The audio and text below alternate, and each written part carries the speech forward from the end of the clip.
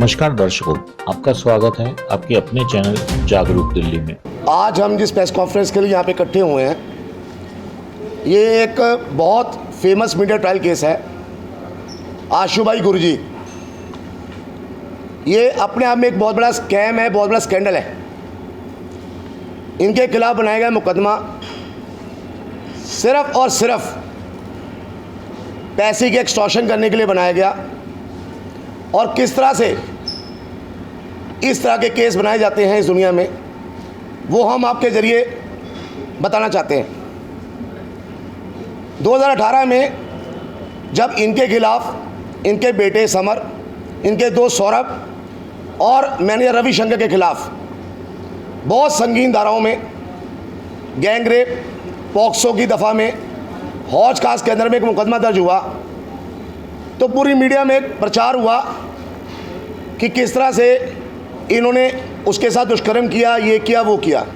आज गूगल पे जाएंगे तो कम से कम 20 वीडियो मिलेंगी जिसमें ये तो बताया जा रहा है कि इन्होंने गलत किया, ऐसे किया, वैसे किया। लेकिन आज आपके ज़रिए मैं इस स्कैंडल से पूरा पर्दा उठाना चाहता हूँ कि किस तरह से दुनिया के अंदर बनाए गए सारे रेप के मुकदमे, अगर सारे मुकदमे झूठे नहीं हैं तो सारे मुकदमे सच्चे भी नहीं हैं।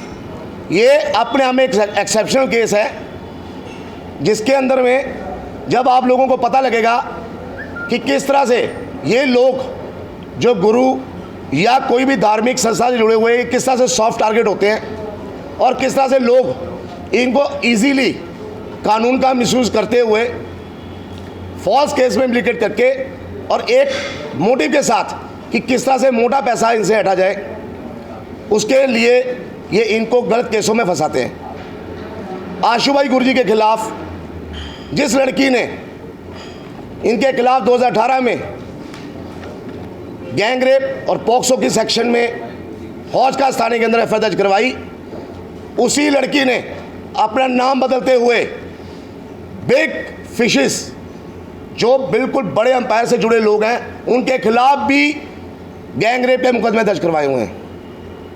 ये खुलासा आज आपके ज़रिए हम करना चाहते हैं। और ये अपने बहुत बड़ी बात है कि किस तरह से वो लड़की दोनों एफआईआर के अंदर में सेम एलिगेशन सेम टाइम पे, जब किसी को नहीं पता, ना इनको पता कि उसने एक मुकदमा और करवाया हुआ है, ना उनको पता कि इनके खिलाफ मुकदमा करवाया हुआ है। जो दूसरी एफआईआर है वो सीपीडब्ल्यूडी के चीफ डायरेक्टर्स, जो बिल्कुल बहुत उच्च अधिकारी हैं, उनके खिलाफ करवाई गई। और जब इनके खिलाफ ये मुकदमा दायर किया जाता है तो इनके पास में उसका एसोसिएट, उस लड़की का जो पार्टनर है रामनेश शर्मा, वो इनके ऑफिस में आता है एक मीडिया की कटिंग लेके कि आशु भाई जी, आपके खिलाफ रेप का मुकदमा दर्ज हो गया है।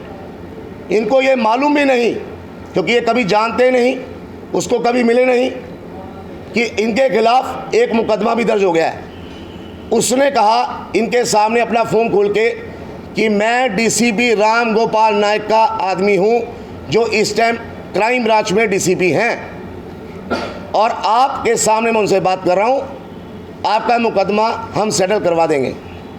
आप अपने किसी भरोसे के आदमी का मोबाइल नंबर दीजिए और यहाँ से अंडरग्राउंड हो जाइए, नहीं तो पुलिस आपको पकड़ लेगी।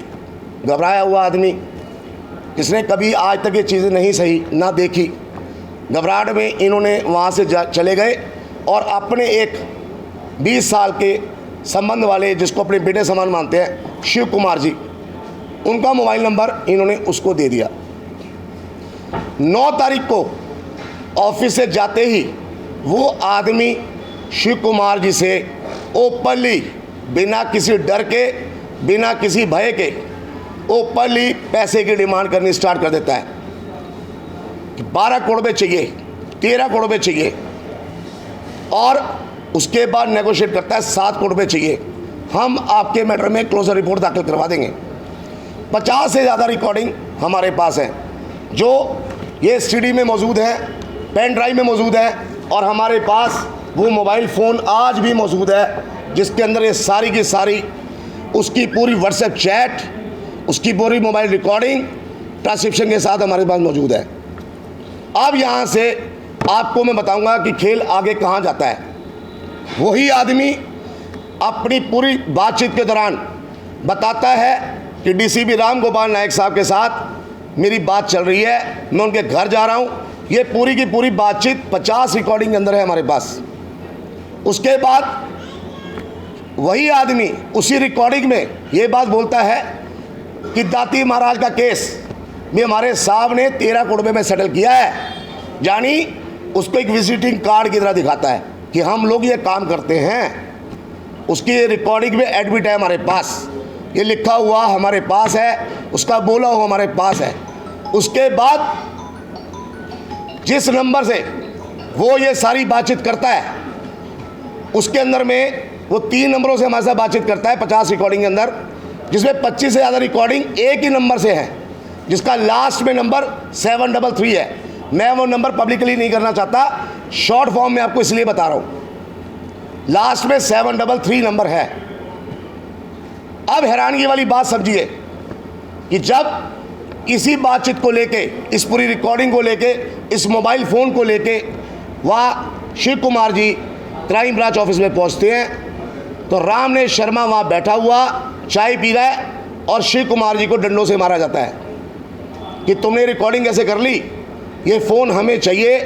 इन्होंने किसी तरीके से वो फ़ोन वहाँ से बचा लिया और फ़ोन बचाने के बाद उनको आज तक ये फ़ोन नहीं दिया। उन्होंने शिव कुमार को धमकी दी कि तुझे झूठे मुकदमे में फंसा देंगे। तब तक आशु गुरु जी गिरफ्तार हो चुके थे, सारे चारों के चारों मुलजिम अंदर जा चुके थे। वहाँ से इन पे लगातार दबाव बनाया जाता है कि पैसा दे दो सेटल कर लो, पैसा दे दो सेटल कर लो। शिव कुमार जी ने बाकायदा कमिश्नर ऑफ दिल्ली पुलिस को 14/5/2019 को रिटर्न में कंप्लेंट दी, जिसमें उस मोबाइल नंबर का हवाला था। उन्होंने अपनी उस कंप्लेंट के अंदर में बाकायदा बताया कि किस तरह से डीसीपी राम गोपाल नायक का नाम लेके रामनेश शर्मा पैसे मांग रहा है और उसके सामने मुझे डीसीपी साहब ने मारा है। हैरानगी वाली बात समझिए कि उसके राइट 1 महीने बाद ये लड़की अपना नाम बदलकर अलग डिस्ट्रिक्ट में जाकर मंडावली थाने के अंदर में सीपीडब्ल्यूडी के चीफ एडिटर्स के खिलाफ मुकदमा दर्ज करवाती है, जिसके अंदर में वही मोबाइल नंबर 733 लड़की अपना बताती है अपनी हैंड रिटन कंप्लेंट के अंदर। ये रही उसकी हाथ की लिखी कंप्लेंट और एफआईआर की कॉपी, जिसके अंदर में वो लड़की खुद बता रही है कि ये मोबाइल नंबर मेरा है। ये एक बॉबला स्कैंडल है। इसके बारे में 20 महीने की कस्टडी के बाद जब आशु गुरु जी बाहर आए इंटरिम बेल पे, स्वास्थ्य ठीक नहीं रहता इनका और कोविड-19 पोजीशन के दौरान सबको इंटरिम मिली। 18 अक्टूबर को ये बात हमारे सामने आई। 20 महीने की नाजायज़ कस्टडी काटने के बाद पूरी मीडिया में उस लड़की ने दुष्प्रचार किया, पूरा इन पर दबाव बनाने के लिए किया गया कि किस तरह से इनसे पैसा हड़प लिया जाए। आप हैरान होंगे कि रामनेश शर्मा जिस मोबाइल नंबर से बात कर रहा है वही लड़की अपना नंबर बताती है और वो नंबर भी उनका नहीं है, वो नंबर भी उनका नहीं है। लेकिन आज तक 18 अक्टूबर से लेके और 3 जनवरी तक लगातार हमने दस्तक दिया। हर बड़े अधिकारी के पास गए, सीडी लेके गए, हर चीज़ को लेके गए, लेकिन क्या कहते हैं, नहीं ये तो मीडिया प्रोफाइल केस है, ये तो हाईलाइट केस है, हम इसके अंदर कुछ नहीं कर सकते, आपकी कोई मदद नहीं की जा सकती। क्योंकि जहाँ भी जाते थे पुलिस के उच्च अधिकारी का नाम आने से सारी पुलिस दबाव में काम कर रही है, कोई भी नहीं बात मानने को तैयार था। आखिरकार हमने माननीय हाई कोर्ट का, ऑनरेबल हाई कोर्ट का दरवाजा खटखटाया और हमने वहाँ रिट पिटीशन फाइल की, जिसकी एक कॉपी है और ये सारे एविडेंसेस हमने साथ में लगाए, जिसके अंदर हमने बताया हो रहा है किस तरह से एक स्कैंडल हो रहा है, एक नेक्सस, एक सिंडिकेट बनाकर संगठित रूप से इस क्राइम को अंजाम दिया जा रहा है। निर्दोष लोगों को इम्प्लीकेट किया जा रहा है सिर्फ एक मोटिव से कि पैसा दे दो।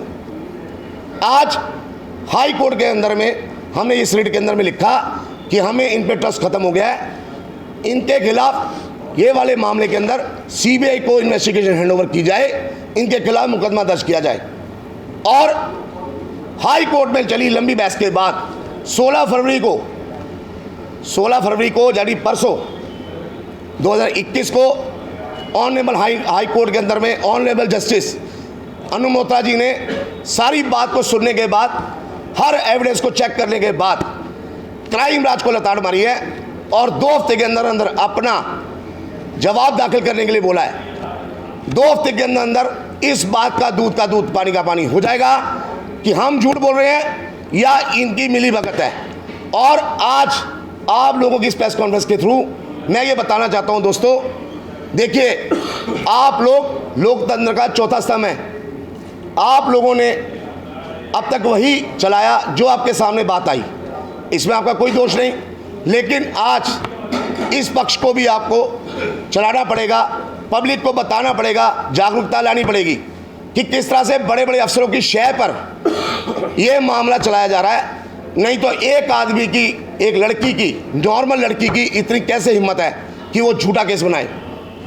एक लड़की, उसी के साथ बार बार रेप होता है, वही लड़की जो बार बार बड़े बड़े सिंडिकेट लोगों के साथ में इन्वॉल्व है, वही लड़की जो बड़े बड़े बिग फिशेस को के साथ में इस टाइप के मुकदमे दर्ज कराती है।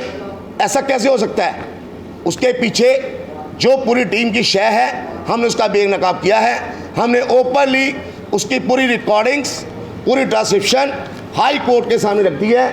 मैंने जो बातें आपको बोली हैं वो हमारी इस पिटीशन के थ्रू ऑलरेडी माननीय हाई कोर्ट के सामने जा चुकी हैं और हाई कोर्ट ने हमारी एडमिट कर ली है बातें। और अब आप लोगों को मैं ये सारी कॉपी देने को तैयार हूँ, जिसके अंदर में उसकी 50 से ज़्यादा रिकॉर्डिंग है। आप सुन के हैरान हो जाएंगे कि किस तरह से वो ओपनली एक्सटॉर्शन गैंग चलाया जा रहा है, कैसे पैसा मंगाया जा रहा है। इनको पैसा दो, पैसा दो, पैसा दो, नहीं तो ये कर देंगे। रामनेश शर्मा जो आदमी के बारे में पूछताछ होनी चाहिए थी, उस आदमी को आज तक इन्होंने एक थप्पड़ तक नहीं मारा। शिव कुमार जो रिकॉर्डिंग करके लाता है, जो बताना चाहता है झूठा केस है, उसको डंडे मारे जा रहे हैं। क्यों? अगर आज आपके नाम पे, मेरे नाम पे कोई आदमी पैसे की डिमांड करता है और उसके बारे में मुझे पता लगेगा, मुझे नहीं पता तो अलग बात है, मुझे पता लगेगा तो मैं उसको बख्शूंगा नहीं। जब उसके खिलाफ ये बात कोर्ट में आई कि रामनेश शर्मा ऐसा कर रहा है, तो आज तक पुलिस ने उसके खिलाफ एक्शन क्यों नहीं लिया? ये रिकॉर्डिंग सुनने के बाद उल्टा हमारे ही आदमी को, विटनेस को ये मारा जा रहा है। तो ये चीज़ें हमने आपके सामने रखने के लिए आज ये प्रेस कॉन्फ्रेंस रखी है, क्योंकि हम ये बताना चाहते हैं कि किस तरह से सारे केस सच्चे नहीं होते।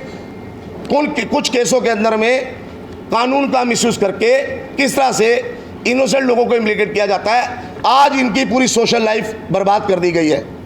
आज लोग इनको एक गलत निगाह से देखते हैं। इनका बेटा समर एक डॉक्टर है, आज 20 महीने की कस्टडी, बहुत बड़ी बात है, बहुत बड़ी बात है। जुर्म किया हो तो सज़ा मिलनी चाहिए, लेकिन बेकसूर को नहीं। इनका भी अधिकार है, फेयर ट्रायल होना चाहिए, फेयर इन्वेस्टिगेशन होनी चाहिए, लेकिन फेयर इन्वेस्टिगेशन क्यों नहीं हो रही? क्योंकि इसके पीछे मिली भगत है। हमने दरवाज़ा खटखटाया हाई कोर्ट का, और हाई कोर्ट ने हमारी सारी बात को मान लिया है। और अब इनके पास 2 हफ्ते का टाइम दिया गया कि इन सारी बातों पे अपना जवाब दाखिल कीजिए, और उसके बाद माननीय हाई कोर्ट ये डिसाइड करेगी कि इसके खिलाफ मामला सीबीआई में दिया जाए या नहीं दिया जाए। अब आप लोगों का कोई क्वेश्चन हो तो आप पूछ सकते हैं। रामनेश शर्मा जिसका आप नाम ले रहे हैं, जी, इसका और जिस पर आप आरोप लगा रहे हैं, उसका डायरेक्ट लिंक क्या है? ये अब तक क्या सबूत करके आया कि उन लोगों का डायरेक्ट लिंक है? देखिए, रामनेश शर्मा का डायरेक्ट लिंक ये है कि रामनेश शर्मा जब अपनी रिकॉर्डिंग में शिव कुमार के साथ में बात करता है, तो बार बार पूरी ट्रांसक्रिप्शन में वो ये कहता है कि डीसीपी साहब से बात हुई, डीसीपी साहब से बात हुई, डीसीपी साहब से बात हुई। फर्स्ट ऑफ ऑल, जब 9 तारीख को वो ऑफिस में पहुंचता है, तो रामनेश शर्मा हैंड्स फ्री करके सामने डीसीपी राम गोपाल नायक साहब से बात करता है कि ये साहब बोल रहे हैं और है। आपका बहुत अच्छा क्वेश्चन है, ये क्वेश्चन बनता है क्योंकि डायरेक्ट तो राम गोपाल नायक साहब की बात हुई नहीं। अब मैं आपसे एक बात पूछना है तो दोस्त, आप मुझे बताइए कि अगर रामनेश शर्मा किसी अफसर के नाम पे पैसे मांग रहा है, तो उसके खिलाफ आज तक कानूनी कार्रवाई क्यों नहीं हुई? कम से कम 100 कंप्लेंट्स हैं। आप देखिए, PM house, human right commission, DCP, commissioner police, CBI, PM house, इसके अलावा कोई ऐसी अथॉरिटी नहीं जहां हमने छोड़ा हो। लास्ट में हमें इन्हीं कंप्लेंट्स की वजह से ही आज उनको सामने से नोटिस जारी हुआ है कि भाई तुमने एक्शन क्यों नहीं लिया।